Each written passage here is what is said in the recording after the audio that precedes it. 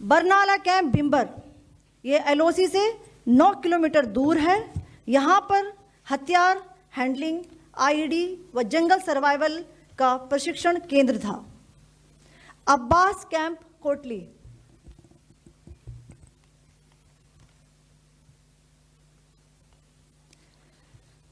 यह एलओसी से 13 किलोमीटर दूर है।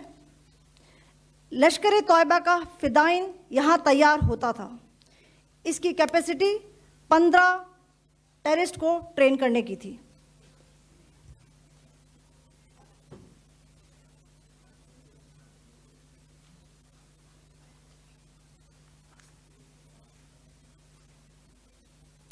अब मैं पाकिस्तान के अंदर के टारगेट से अवगत कराना चाहूंगी। पहला, सर्जल कैंप सियालकोट। यह अंतर्राष्ट्रीय सीमा से 6 किलोमीटर की दूरी पर है, सांबा कठुआ के सामने।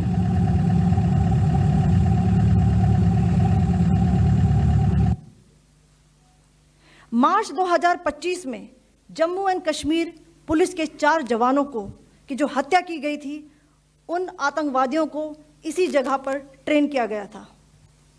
दूसरा, महमूना जाया कैंप सियालकोट।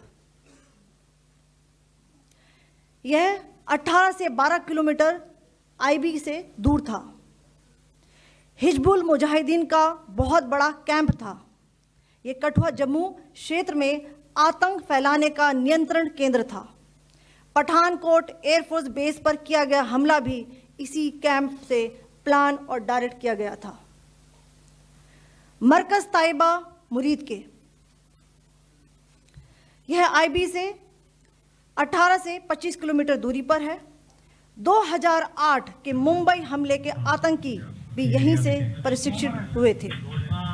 अजमल कसब व डेविड हेडली भी यहाँ ट्रेन हुए थे।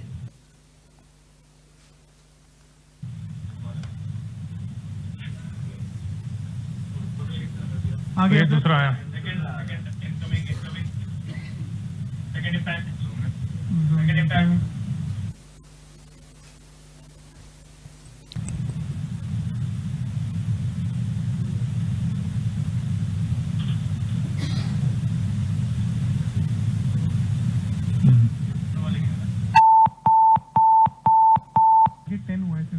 टारगेट 10 हुआ, एंक्लोजर सेम ही है। 7 it is hit the target. हाँ हाँ।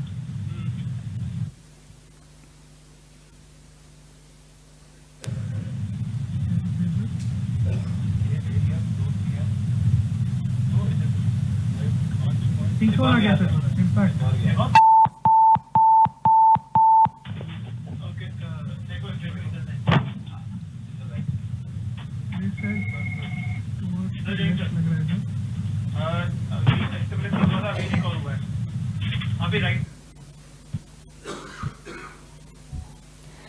मरकज सुभान अल्लाह भावलपुर, यह इंटरनेशनल बाउंड्री से 100 किलोमीटर दूर है।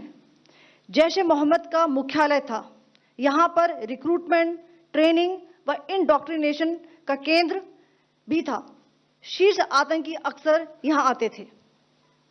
मैं आप सबको बताना चाहती हूँ कि किसी भी सैन्य ठिकाने का निशाना नहीं बनाया गया और अभी तक किसी तरह की नागरिक क्षति की रिपोर्ट नहीं है।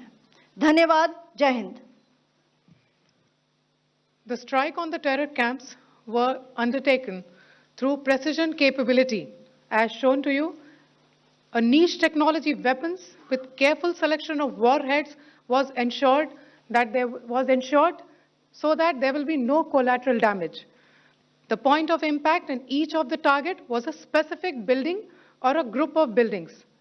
All the targets were neutralized with clinical efficiency, and the results reiterate the professionalism of the Indian Armed Forces in the planning and execution of their operations.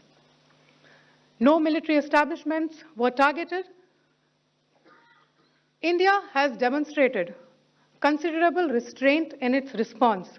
However, it must be said that the Indian Armed Forces are fully prepared to respond to Pakistani misadventures, if any, that will escalate this situation. Jai Hind, and thank you very much.